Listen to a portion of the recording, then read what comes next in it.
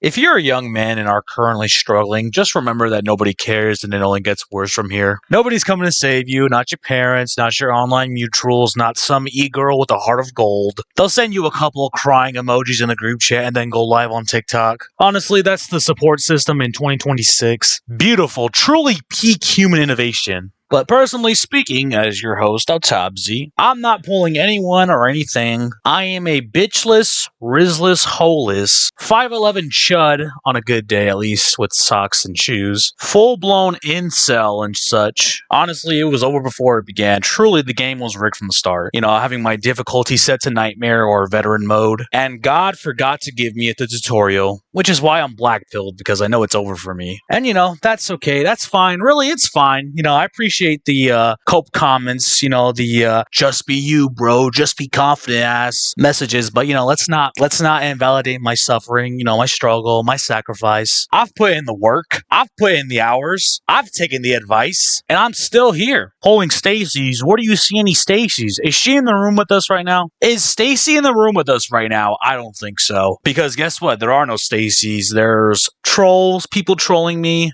People saying they love me, but they'd hate me if they knew what I was really like, so... Oh, and you can't forget about the people who unironically think and tell me I'm a Nazi, so there's that. While they swipe right on 6'3" finance guys who quote Andrew Tate for a living. Whenever people think of me, they are expecting cool Chad, you know, who's tall, confident, has a jawline sharper than my sleep schedule. And instead, they get this video game playing, migraine having, rizless incel chud who starts sweating if small talk goes longer on than like 30 seconds. And then, of course, they hit me with the classic, aren't you a little chopped for this generational run? And I'm going to say, well, you know, it was a nice try.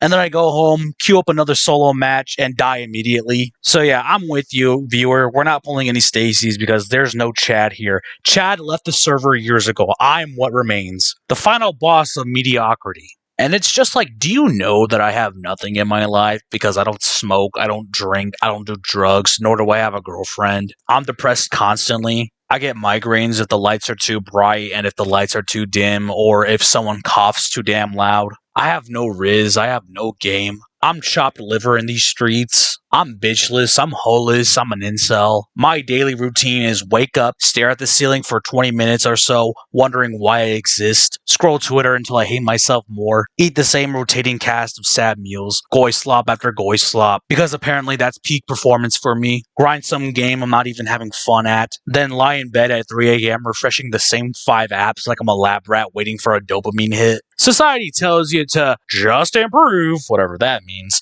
They'll tell you, go to the gym, go touch grass, get a haircut. And it's like, bro, I already did all that. I lifted for a year straight. My bench went up, my self-esteem went down. I still look like the before picture in every transformation ad. You know what I mean? The hairline's already gone. My bank account's on life support. And dating apps? It's an absolute travesty there. I swipe, maybe get at least 3 matches if I'm lucky. One wants me taller, another wants me richer, one ghosts me after I say I like video games. Oh, you like gaming? Like casually? That's your passion? No, Susan, I have 4,000 hours in one title and nothing to show for it. And don't get me started on these fitness influencers. You know, the guys that look like they're rorted to all hell, telling you to wake up at 4:30 a.m., take a cold plunge, and manifest. My brother in Christ, I cold plunged once and got a headache so bad that I thought my skull was caving in. And you guys want to know something really funny? I've tried the morning routine once. I lasted 4 days before I went back to bed riding until noon. The so-called grind set is a lie sold to you by people who profit off of your insecurities. Same with dating coaches. Just talk to women, bro. Bro, where? The grocery store? They got fucking AirPods in and have a resting bitch face. The club? Hell no, I'd rather step on fucking Legos. Next, work is its own special kind of hell. You grind a 9 to 5 that pays just enough to not quit, but not quite enough to live. Your boss says these half-ass things that don't even make sense half the time, you know, like champ or tiger, while piling on more tasks. Can you hop on a call real quick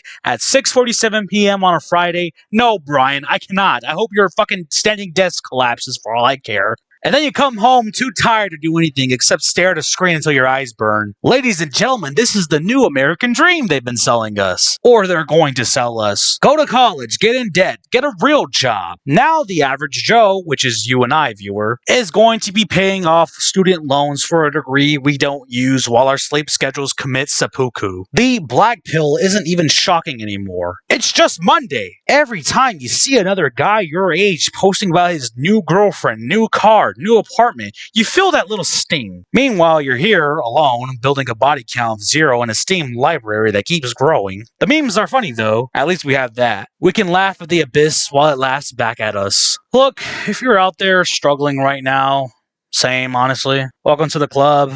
Population basically every honest guy under 30. The best we can do right now is stack tiny wins. Finish a game, cook a meal that doesn't taste like regret, beat a hard boss, make a video that maybe 2 people will watch and relate to. You know what I mean? Just keep going until the migraines win or the mortgage finally breaks you. So yeah, that's my TED Talk from the basement. If this hits a little too close to home, smash like, I guess. Comment your own L's down below if you want. I'll read some of them when the void feels a little too extra loud. Or when the notification bell finally dings for once in its miserable existence. And let's be real for a second here. I'm sitting in my room, talking to a microphone like some depressed life coach, ranting to the internet as if somebody actually cares. Newsflash, I got a couple subscribers, I guess. 17 on a good month. And these videos pull views that make my self-esteem look athletic. I'm out here blackpilling like I'm dropping red pills on Joe Rogan, but really I'm just yelling into a microphone for like 5 people at max and a handful of bots because the algorithm buried me a long time ago. And it keeps piling dirt on the coffin. Or perhaps, ladies and gentlemen, it was over before it began. Don't get it twisted, though. I don't want your sympathy. I don't want anyone's sympathy, really. I'm not looking for you to feel bad for me, and I'm damn sure not inviting a pity party. Save that soft shit for someone else who actually gives a fuck. This is just how it is. No hugs, no you got this king copium, no fake motivational comments. I'm good. So, dear viewers, is it truly time for me to pack it up? Put the fries in the bag, per se. Throw in the towel, delete the channel, and go touch grass until I forget what a subscriber count even is? Maybe, but probably knowing me, I'll be back next week with some other bullshit about how this is the most informational thing that you will ever need to hear about. Because that's the one thing I'm consistent at. Losing copium and uploading anyway. Anyways, I'm gonna go pop with Perk 30, eat cold pizza for the 3rd night in a row, and queue up for another game I'm gonna lose. See you in the void of despair, kings. Or not, it doesn't really matter.